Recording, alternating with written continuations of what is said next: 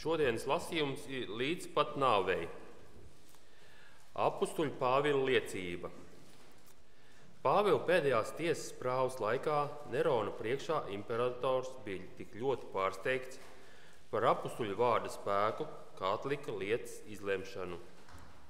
Neattaisnojot, nenotiesājot apsūdzēto dievu kalpu. Taču drīz vien naids pret Pāvila imperatorā atkal guva virsroku. Iznisis par nespēju apturēt kristīgās reliģijas izplatīšanos pat galmā, viņš nolēma, ka tiklīdz būs iespējams atrast pieņemamu ieganstu, apustulis tiks sodīts ar nāvi. Neilgi pēc tam Nerons pasludināja spriedumu, ar kuru Pāvils tika notiesāts mirt mocekļu nāvē. Tā kā Romas pilsoni nedrīkstēja pakļaut spīdzināšanai, viņam piesprieda nocirst galvu. Pāvilu privātā kārtā aizved uz nāves soda izpildes vietu. Tikai nedaudziem skatītājiem bija atļauts būt klāt, jo vajātāji, satraukti par viņu ietekmes apmēru, baidījās, ka viņa nāves ainas piesaistīts kristietībai jaunos ticīgos. Tomēr pat rūdītie karēvi, kas viņu pavadīja, klausīdamies viņa vārdos, ar izbrīnu vēroja, ka viņš nāvei pretim dodas ar gaišu skatu un pat priecīgs.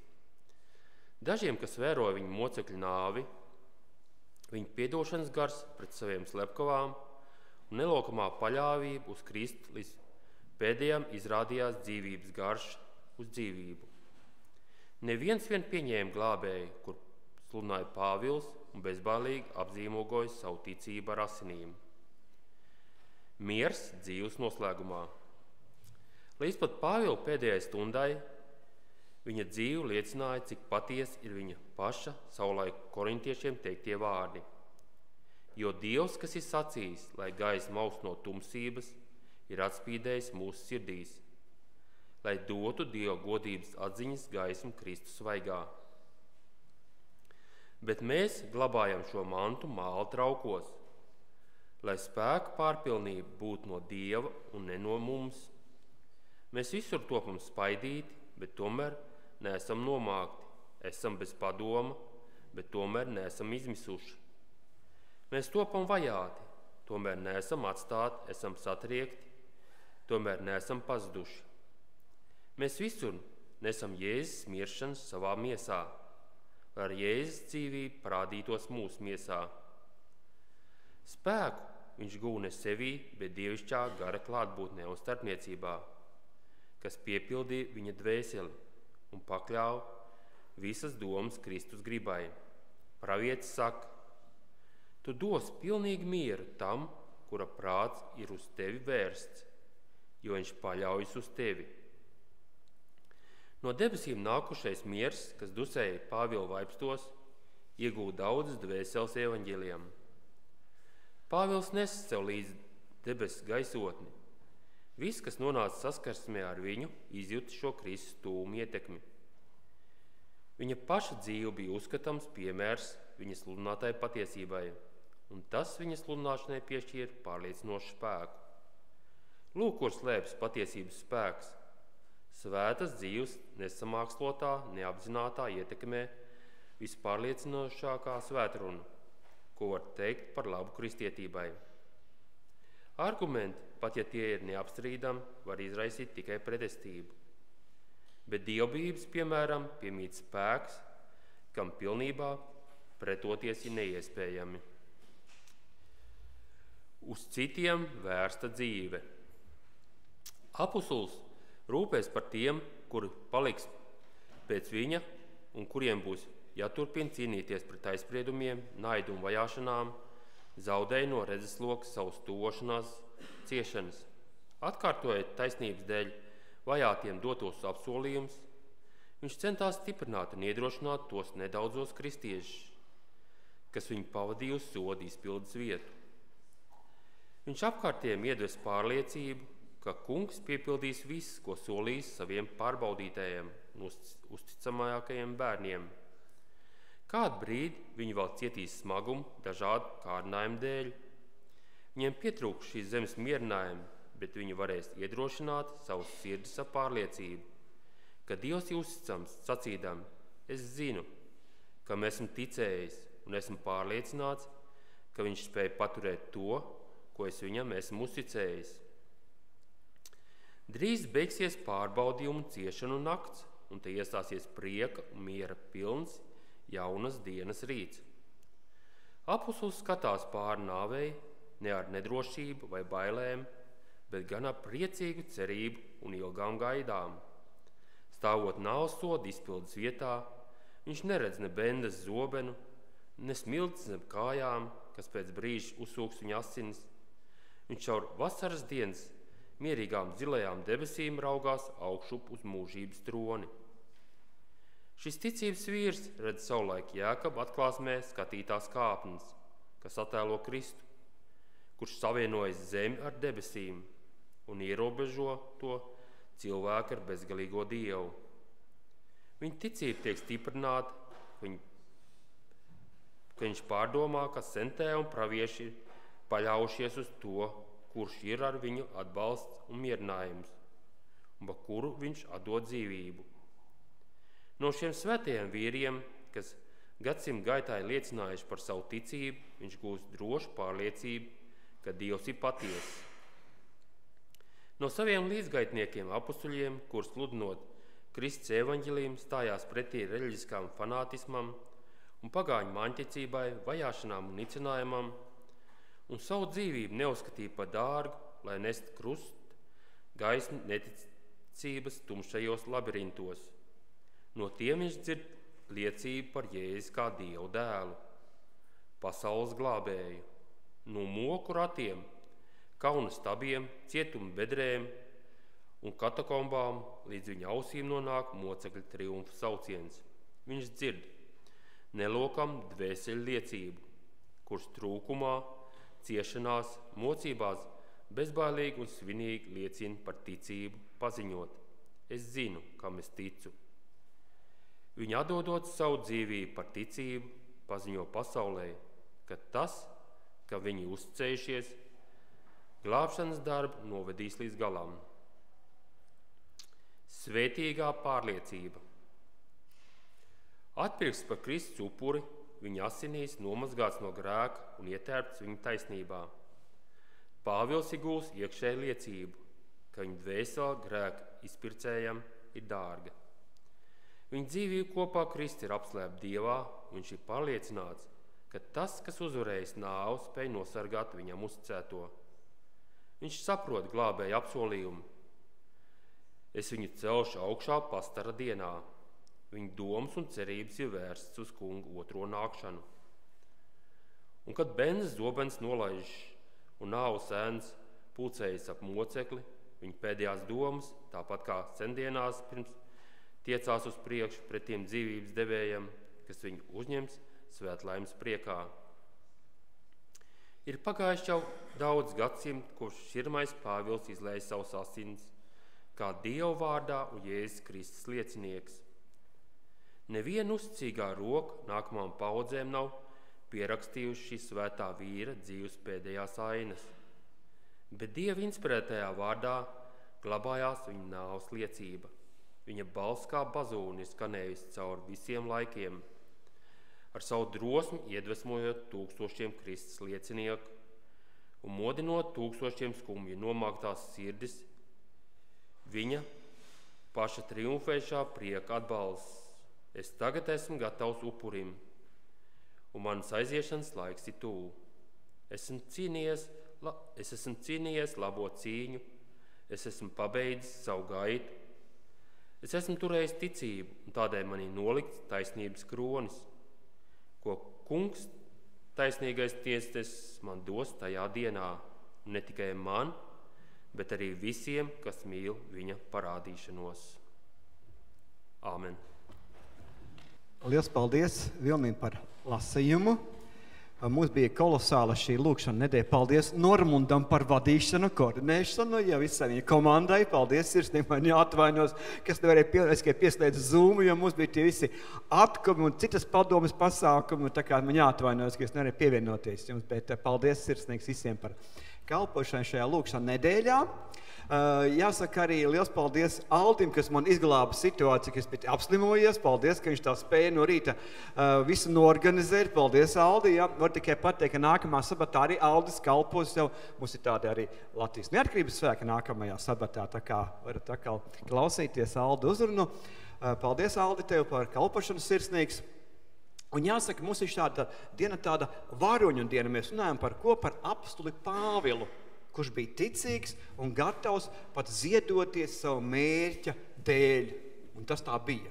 Un ja mēs šodien skatāmies arī Lāčplēša dienā, tad tā arī bija, ka cilvēki savā laikā, kas ticēja, ka var Latvija būt brīva valsts, un arī viņi daudz ziedoja savas dzīvības. Tā kā tā tāda varoņu diena, kurā mēs atceramies cilvēks, kas bija gatavi kaut ko darīt, lai kaut kas būtu.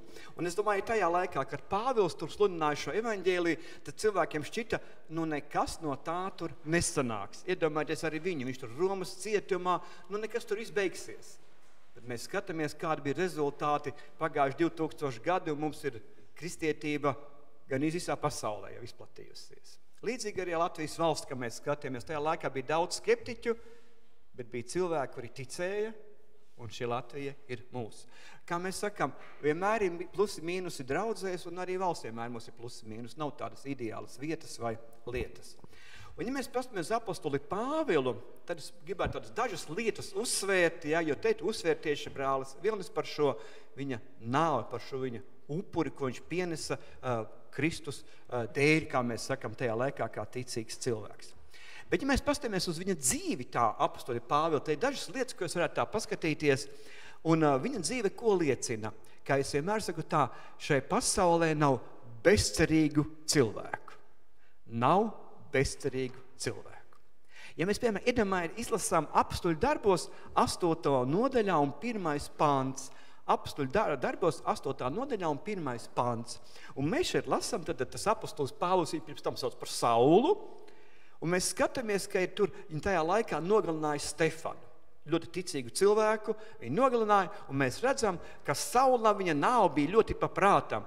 Tanī dienā izcēlās lielas vajāšanas, kas svēsās pret draudzi Jeruzalemē, un viss izklīda pa Jūdejas un Samārijas novadiem, izņemot apostolus. Vēl 3. pantā izlasiet. Bet Sauls postie draudzi gāja pa namiem tverdams, ieklausies, vīrus, tādā laikā, kā mēs sakām, vīru cīņas ir vīru cīņas, bet ko viņš tvēra šeit arī? Un sievas un nodeva tos cietumā. Iedomājieties, cik Pāvils bija, kā mēs varam teikt, diplomātiski, zemiskis un fanātisks savā ticībā, ka viņš cietumā pat iemeta vīriešu, un ko vēl iemeta? Arī sievieti. Cietumās tādā laikā, piemēram, māmiņa ir 3 bērni vai 5 bērni, un tādā laikā bija lielas ģimenes, un iedomājieties to māmiņu, viņš iemet cietumā. Kas ar bērniem notiek? Iedomājieties, viņš bija tik fanātiski, kā mēs sakām, apstulbis no savas reliģijas, ka viņš aizmirst jebkādu žēlastību, līdzjūtību un sirsnību. Vai tā nav, sakiet? Labi, kā mēs sakām, vīru cīņas ir vīru cīņas, izkaujamies, cīnamies, bet ko tu aiztiec sievietes? Un tajā laikā vispār nevienmēr skaitījās, ka īsti karavīri nekad neaiztiek sievietes, visi karavīri cīnās pret vīriem. Tā bija karavīra ētika, kā mēs sakam tādā ziņā. Ne jau jākaus pret bērniem un pret sievietēm. Bet viņš bija savā reliģijā tā ielīdis, kā mēs sakam. Viņš bija gatavs arī cietumā iemest sievietes, iedomājieties, kristietis. Ja? Un mēs varam teikt tā, Pāvils ir bezcerīgs, ja cilvēks šitādā dullumā ir ieskrējies, ja? Tur nekas nebūs. Un tad mēs redzam, ka viņš dodās Damasku, un viņš ceļā ko satiek? Atklāsmē Jēzu Kristu. Un viņa dzīve pilnīgi izmainās. Pilnīgi izmainās. Tad mēs nekad nesakiet dzīvē, šis cilvēks ir bezcerīgs. Tā nav. Jebkurš cilvēks ir cerīgs. Jebkur mēs varam cerēt, kā mēs sakam, ka viņš var atgriezties un kļūt par ticīgu cilvēku, kā mēs sakam, par ticīgu kristieti. Ja? Jo Pāvils tas pirmais solis bija diezgan, mēs sakam, ļoti smags un traģisks. Viņš būtībā bija tāds līderis cilvēku vajāšanā. Kristīgo cilvēku vajāšanā. Tad mēs skatāmies tālāk, mēs varam mācīties no viņa arī kā tāda sevišķa apostuļa tādu elastīgumu un sapratni par dažādām kultūrām, kurās viņš kalpoja. Jo viņš pats bija ebrejs, viņš bija tāds izmācījies kā ebrejs, spēcīgs un gudrs, bet viņš bija ļoti elastīgs. Un 1. korintiešu vēstulē 9. nodaļā un 19. pantā, 1. korintiešiem 9 un 19. Un viņš raksta tā. Jo nebūdams atkarīgs ne no viena, es esmu brīvprātīgi paliku visiem par kalpu, lai pēc iespējas daudzus mantotu. Un viņš saka tā, jūdiem es esmu tapis kā jūds, lai mantotu jūdus, tiem, kas zem bauslības, esmu tapis kā tāds, kas stāv zem bauslības, pats nebūdams zem bauslības, un tad tiem, kas bez bauslības, esmu tapis tāds kāds, kas bez bauslības. Tad mēs dažādiem cilvēkiem, viņš saka, dažādām tautībām un kultūrām. Un ziniet, tā ir arī liela garīgā dāvana spēt pārkāpt dažādām kultūrām. Jo jāatcerās ir tas, ka evaņģēlijs nemainās, bet kultūras ir dažādas. Sakiet, tie, kas esam ceļojuši pa pasauli un bijuši dažādās adventistu draudzēs, jums kādreiz kaut kas ir vai nav pārsteidzis kultūras ziņā? Māsara, ka te kaut kas bijis, jā. Es, piemēram, biju kādā draudzē, kurā, kā mēs sakam, ir, Āfrikas izcelsmes cilvēks, kā pat tā nosauktā diplomātiski, lai man nebūtu pārmetumi, ja? Un es atceros, tur priekšā viens runā svēturu, un visu laiku, jāmen, jā. Es domāju, klausies tā kā hokeja mačā apmēram tādā veidā. Es zinu, kas ir hokejā, davai, grūt, cīnies, hokejā, kādreiz ir tā, saproti, vai basketbolā, es zinu, ja? Iedomājieties ideja, man tā jocīgi, ja? Bet tas viņa kultūrā ir kas? Normāli. Mācīties kādu domu pasaka, viņi aplaudē tur aktīvi uzreiz, visas, vai zinu, pilnīgi kā kādā tādā sporta pasākumā, saprotiet, dinam. Bet tā ir kultūra. Tā ir realitāte. Un viņi tic tādā pašam evaņģēliem kā mēs, viņi tic tādā pašām mācībām kā mēs, bet tas dievkalpojums bija arī tik šo pasākums, tā runājot. Ja? Arī tās dziesmas visas rītīgas dejas, ja? Tā ir realitāte. Es atceros, ka es biju Amerikā kādā pasākumā, un mūs uzaicināja tur mājās ciemos, tur vienas tās tautības cilvēki, tad mājas draudzē, es esmu stāstījis, bet vienkārši tā sajūta tāda jocīga, ja, ka tagad mēs tur sēžam, un mūs tagad uzcienās, ja. Mums Latvijā tas ir pilnīgi normāli, ka sēžam visi pie galda un visi ēdam pareizi. Bet tā kultūra adventistu vidē, mēs bijām 5 ciemiņi, tā vispirms mūs piebaroja, kā es smējos, mēs tur ēdām 5, un tie pāri uz mūs viss skatās 40 cilvēki, saprot? Tāda jocīga sajūta, saprotiet, ja? Pēc tam paēda visi tie vīrieši pārējie, un beigās kas tad ēda? Sievietes un bērnus, un adventistu vidē, saprotiet? Man tas bija pavisam jocīgi, ja? Kad tu ēdi, ja? Un uz tevi skatās tie 40 cilvēki tādā ziņā, ja? Tāda jocīga sajūta, ja? Bet arī tāda reāla kultūra, saprotu. Es to domāju, klausies, nezinu, kas tā nēd, saprotu, ēdu, viņi skatās, ja? Apmēram, kad mēs beigsim reizi tā, lai viņi arī tiktu pie ēdiena, ja? Apostols Pāvils bija dažādās kultūrās, un viņš spēja uzzināt dažādus cilvēkus, bet viņš saka, ar ebrejiem runāja kā ebrejs, ar tiem es saka tādā veidā, un arī mūsu vidē ir jāatcerās, evaņģēlis nemainīsies, bet kultūra ļoti dažāds mūsu adventistiem. Tāpat tie tautu tērpi, ka ierodās, un viss tās kultūra runas, viss, ja. Piemēram, ir tautības, kuras es nesaukšu vārdā, lai kādu neaizskārtu, ja, kuri vispār visu laiku runā, un tev ir grūti kaut ko viņiem pateikt, ja. Tā pašā aizbrauciet uz Skandināviju, ja, tur vispār cilvēki ļoti maz runā dievkalpojumā, tā runājot. Un te nav pareizi, nepareizi kultūra, tāda viņi ir. Evaņģēlijs nemainās, bet kultūra ir. Tāpat arī jauniešiem ir dažādi atkal kultūra pie. Man kādreiz jaunieši saka, kaut kādu vārdu pasaka, un es to nezinu, ko tas nozīmē. Un viņi tas smējās, redz, ka jaunieši to zina, un es to nezinu. Es nezinu, kas paskaidroja. Jums tā nav kādreiz ģimenē bijis, ka jaunieši kaut ko zina, jūs nezināt, ne? Tā ir realitāte, kas mums jāsaprot, ir, ja, tāpat tie stāsti, piemēram, ja, arī jaunai paudzei tur par aitiņām, par avīm, ja, kas ir uzaudzis Ņujorkas centrā vai Rīgas centrā, viņam tās aitas, tā ir zooparkā. Es atceros, mēs aizbraucam ar savu ģimenītu uz zooparku, man jaunākais dēls, viņam vispār tie lauki un tās smakas, tālu. Mēs iegājām, tur ir tie zooparkā tā saucamā zemnieka sēta, sabišķi, ja tie iekšā tur ir zemnieka sēta sākumā, tad tur visi tie dzīvi, un mēs ejam, un tur tā smaka, un tas mazais puikas saka, fuj, kā viss te smird, fuj, saprotiet. Un viņam tur tās aitas visas zini, nemaz, un ka viņš bībelē, aitas, Bet es saku, kultūra un dažādi cilvēki. Evaņģēlis nemainās. Ja? Un mēs skatāmies no šī saucamā arī apostoļa Pāvila, viņam bija šī dāvana. Un tāpēc, ka mēs pirmajā daļā runājam par šo liecināšanu, ne visiem ir šī garīgā dāvana spēt aizsniegt dažādas kultūras.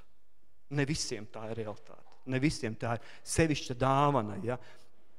Tā kā tas ir. Nākamais, mēs skatāmies, apostolis Pāvils arī izmantoja savu izglītību. Viņš bija izcili izglītots cilvēks. Un nekas mums nav jākaunās, ka mēs esam izglītoti kā cilvēki. Apostoļu darbos 22. nodaļā un 3. pantā ir teikts, apostoļu darbi 22 un 3. Es esmu jūds, dzimis Tarsā, Kilikijā, bet uzaudzināts šajā pilsētā, izglītojies pie Gamaliela kājām. Gamaliels tādā laikā bija tāds izcilākais profesors, teologs, vienalga zinātnieks. Ja?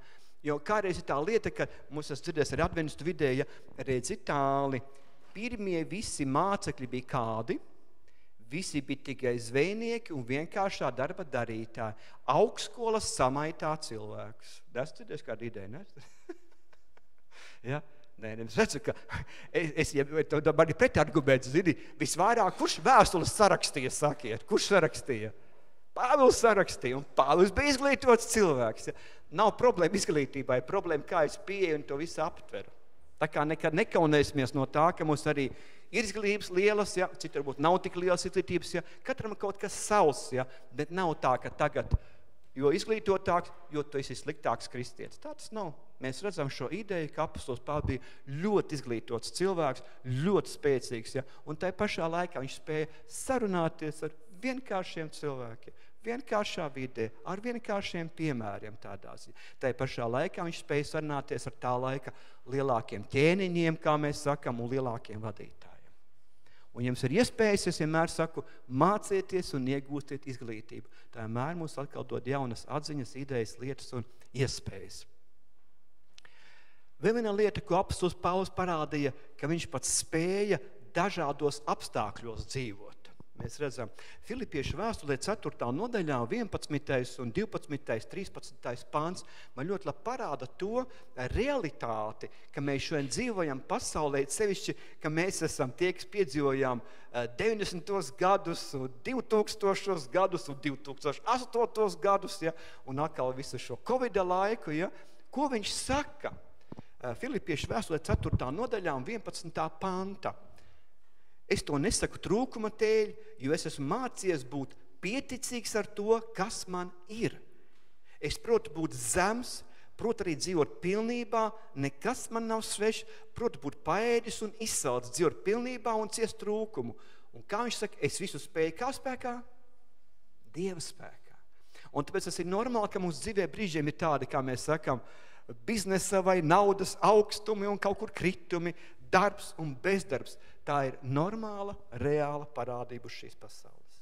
Tā ir normāla, reāla. Un viņš saka, es to visus iemācījies. Es mācos būt gan bagāts, gan tur. Tā kā dažādas lietas mēs varam mācīties no apostoļa Pāvila, ja vēl vairāk, ne tikai, kā mēs sakam, iemācīties, bet būt pateicīgiem. Jo 1. Tesaloniķiešu vēstulē 5. nodaļā un 18. pantā, 1. Tesaloniķiešiem 5 un 18, viņš saka tā, par visu esiet pateicīgi. Un te ir tā mūsu skola mācīties. Daži eksperti iesaka tā, piemēram, jums bija arī šajā nedēļā lūkšana nedēļa. Jums bija pateicības lūkšanas arī, ja? Pateicības bija lūkšanas pa vidām kaut kur. Pateicības lūkšanas, saku, jūs pateicat paldies Dievam, ja? Par tādam un tām svētībām. Es vienmēr cilvēkiem saku, mums vajag pateikties par to, kas mums ir dots. Ja? Mēs arī ģimenē varam mācīt bērnus, piemēram, vakarā atsēžoties kaut kur pirms gulētiešanas vai kur paprasīt, kādas 3 lietas mēs varam šodien būt pateicīgi Dievam, piemēram. Par kādām 3 lietām. Ka mēs no bērnības jau trenējam mūsu bērnus saredzēt šo pateicību. Pateicība, ja? Jo savādāk mums iznāk brīžiem, kā cilvēkiem saka, viss ir slikti.lv, nu tā runājot, nu negluži, ja, dzīvē, ja? Jo tā ir realitāte, ka tomēr ir labas lietas, par ko es esmu šodien pateicīgs, par ko es esmu pateicīgs, ja? Piemēram, būt pateicīgiem arī mēs kā pieaugušie mācamies, ka mēs pasakām bērnam, paldies, ka tu šodien centīgi mācījies, paldies, ka tu, kā mēs sakam, tur noliki savus trauciņus tur vietā kaut kur, ka mēs arī mācām bērniem šo kultūru par pateicību un vēlreiz pateicību, ja? Ka mēs dzīves draugam pasakām paldies par kaut ko viņš ir darījis šai dienā, par to, un tas prasa to treniņu, to ideju, to pieeju, bet tā ir Bībeles mācība, un tā arī ir misija, saprotiet, ja? Es stipri šaubos, ka kādam pasliktināsies attiecības no tā, ka viņš ģimenē regulāri pateiks otram paldies, es stipri šaubos tādā veidā, ja? Tā nebūs, bet tā ir arī misija, jo misija sākās šeit, paldies māsai Edītē, ja, kur teica, ka misija sākās, kur? Savā ģimenē, pareizi. Tas pirmais misijas lauks, ja, sava ģimene, sava dzimta, sava apkārtējie cilvēki, tas pirmais misijas lauks, un tai misijas laukā, kā man teica mans skolotājs Ārijs Glāzeris, teica tā, jo tu vairāk darīsi, jo mazāk runāsi, būs labāk. Ģimenes vidē, kā mēs sakam. Jo tie tev vislabāk pazīst. Tur ar runām nekas nesanāks parasti, ja. Saka, tur ir vairāk kaut ko dari, kaut ko labu, kaut ko atbalsta, ja, lai cilvēki redz, tas ir kaut kas tādā ziņā, ja. Vēl kādreiz ir arī interesantas lietas, ja, kaut kas pēc speciāls iesaka, kā es atceries arī tos sliktos laikus tev dzīvē ir bijuši. Kaut kādi smagi periodi, smagas traģēdijas. Un tad tu sāc novērtēt to, bet cik labi, kur es šodien atrodos. Ja? Kādreiz arī šis salīdzinājums, kā es biju tad un kā es esmu šodien, ja? Kā es cilvēkiem vienmēr saku tā, mēs te kādreiz čīkstam par to, ka ir grūti tas un tas, bet es saku tiem, tādi 55 gadi, es saku, ja? Bet iedomājieties tiem vienaudžiem, es saku, iedomājieties, vai jūs varat padomu laikos iedomāties, ka mēs dzīvē brauksim ar Volvo mašīnu, rāžemi, ja? Ka es saku, tajā laikā, ja tev bija jau skaities bagātnieks, bija tā jaunieši, ja tas jau bija, no Zaporožets, tas vispār bija mākonis jau bija, saprotiet, ja, un tas bija kaut kas, ja. Un mēs, nekas tur nav tā. Padomājiet, kā tas ir attīstījies, ja. Arī es saprotu, ka mēs bija Ziemassvētki, ja, mandarīni būs, ja. Tā nebija sakiet, ja? Tā dieja veikalā, mandarīni janvārī, februārī, martā arī. Bet tā nav pateicība. Ja, kā saka. Es atceros, ja, kad vienībā tur košļai pa vairākiem cilvēkiem, kaut kas, šodien tas vispār nav ēdība. Ne, tas ir smieklīgi, bet tā ir realitāte, ja, un mēs skatāmies, kas tas tur. Man bērni, kā es saku, kā var būt, ka veikalā nekā nav? Es saku, tā bija, saprot. Tā kā pateicība ir jāiemācās, un tas ir svarīgi, tāpēc arī sekosim līdzi savai valodai, vai tā ir tāda čīkstoša, vai tā ir tāda pats. Es nenāku par to, ka dzīvē kaut kādas traģēdijas, tam mums ir jāizrauda, jāizsāpi, jāsēro, tā ir normāla parādība, ja? Bet ikdienas dzīvē sekosim līdzi, ko te mēs un kā runājam, ja? Vēl viena lieta, Pāvils parādīja tādu centīgu kalpošanas dzīvi, viņš teica tā, viņš darbojās gan misijā, viņš nokļuva gan cietumā, nokļuva gan tur, bet viņš gāja visu laiku uz priekšu kā ļoti spēcīgs misionārs. Ja?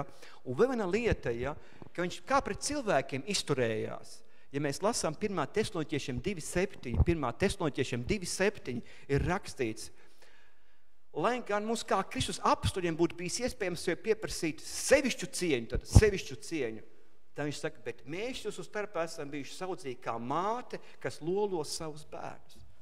Tāda bija viņa attieksme, ja? Kaut kā viņš bija, kā mēs sakām, augstskolas ģēnijs, viņš tajā laikā bija vadības cilvēks bijis, ja? Viņš bija ļoti cilvēks, ļoti gudrs, ja? Jo būtībā, kā arī speciāls atzīst, tādu jaunās derības teoloģiju pa plauktiem salika Pāvils viņa vēstulēs, tā mēs tā skatāmies, visa tā taisošana ticībā un vispār, tas ir Pāvila teoloģijas, kā saka, ģēnijs, kā mēs sakam, ja? Viņš salika pa plauktiem visu, ja? Un tomēr viņš saka, man attieksme pret jums ir kā?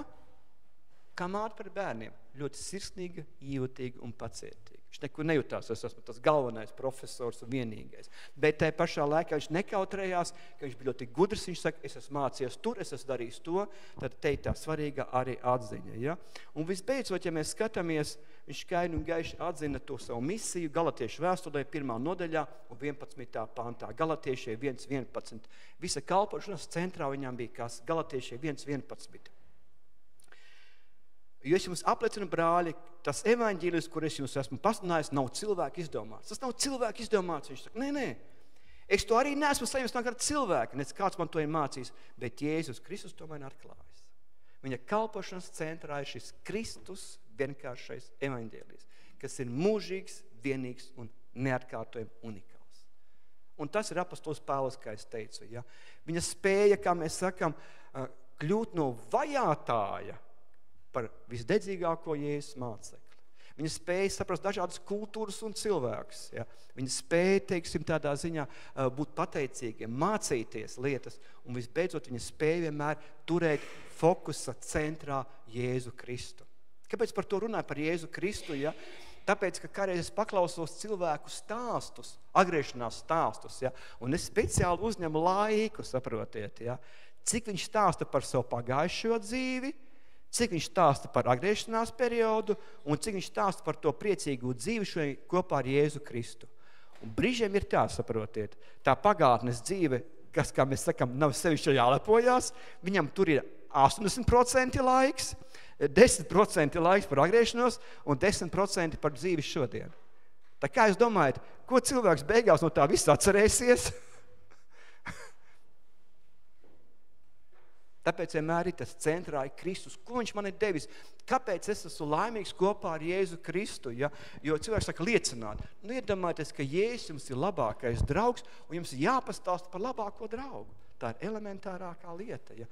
Stāstiet par to, ka jums dod drošību, cerību, ticību, gudrību, savu klātbūtni. Tā ir vienkāršāša lieta, ko es saredzu arī šai ticības lietās. Tā kā atcerēsimies šai lūkšanas nedēļā, mums bija daudzi kolosāli Bībeles varoņi un noslēdza šo, kā mēs sakam, to varoņu rindu tieši apostols Pāvils ar savu grandiozo kalpošanu. Un beigās viņš arī upurēja savu dzīvi šīs ticības dēļ, kā viņš arī ticēja. Tā kā, lai Dievs svētī mūs mācīties no šiem varoņiem un arī savā dzīvē piedzīvot šo ticības ceļu. Amen.